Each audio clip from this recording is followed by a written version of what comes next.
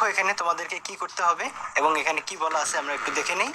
যে এখানে একটি উদ্ভাবনীমূলক ব্যবসায়িক বিনিয়োগ পরিকল্পনা প্রণয়নের নির্দেশনা দেওয়া রয়েছে। নির্দেশনা অনুযায়ী প্রত্যেককে একটি পরিকল্পনা তৈরি করে জমা দিতে হবে। বিনিয়োগ ক্ষেত্রে নির্বাচন ও পরিকল্পনা তৈরির জন্য দলগত আলোচনার সুযোগ থাকবে এবং এর প্রত্যেকে নিজ নিজ খাতায় উদ্ভাবনী বিনিয়োগ পরিকল্পনা তৈরি করবে। তো তোমাদেরকে বলে নেই, আমাদের এই কোশ্চিন সলভ অর্থাৎ তোমাদের সমাধান সহ আমরা কিন্তু আপলোড দেবো আমাদের এই চ্যানেলে, তাই তোমরা অবশ্যই চ্যানেলটি সাবস্ক্রাইব করে রাখবে।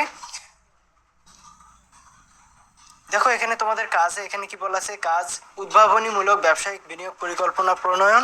এখানে চতুর্থ শিল্প বিপ্লবের এই যুগে আমাদের জীবনযাত্রায় প্রতিদিন যুক্ত হচ্ছে নতুন নতুন প্রযুক্তি, যা দ্রুত বদলে দিচ্ছে আমাদের চাহিদার ধরন।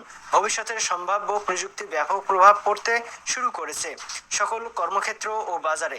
ফলে টিকে থাকার প্রয়োজনে জরুরি হয়ে পড়েছে সৃজনশীল ও উদ্ভাবনীমূলক ব্যবসায়িক ভাবনা। এই প্রেক্ষাপটে বিবেচনা রেখে নিজ পরিবারের জন্য একটি উদ্ভাবনমূলক ব্যবসায়িক বিনিয়োগের ক্ষেত্র বেছে নাও। এরপর উক্ত ব্যবসায়িক বিনিয়োগের জন্য ধাপ গ এবং উ নিয়ে দলে আলোচনা করে নিজ নিজ খাতায় প্রয়োজনীয় নোট রাখো। এর ভিত্তিতে এবার এককভাবে নিজ পরিবারের জন্য একটি উদ্ভাবনীমূলক ব্যবসায়িক পরিকল্পনা তৈরি করো। তবে উক্ত ব্যবসায়িক বিনিয়োগ পরিকল্পনায় নতুন প্রযুক্তিগত সুবিধার সমন্বয় ও ব্যবহার যেন থাকে তা নিশ্চিত করতে হবে। এরপর হচ্ছে উদ্ভাবনমূলক ব্যবসায়িক বিনিয়োগ পরিকল্পনা তৈরি করার জন্য নিচের ধাপগুলো অনুসরণ করতে হবে।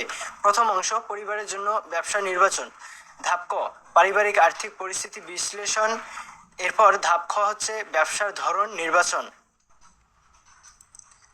এরপর তোমাদের দ্বিতীয় অংশে রয়েছে ব্যবসায়িক পরিকল্পনা।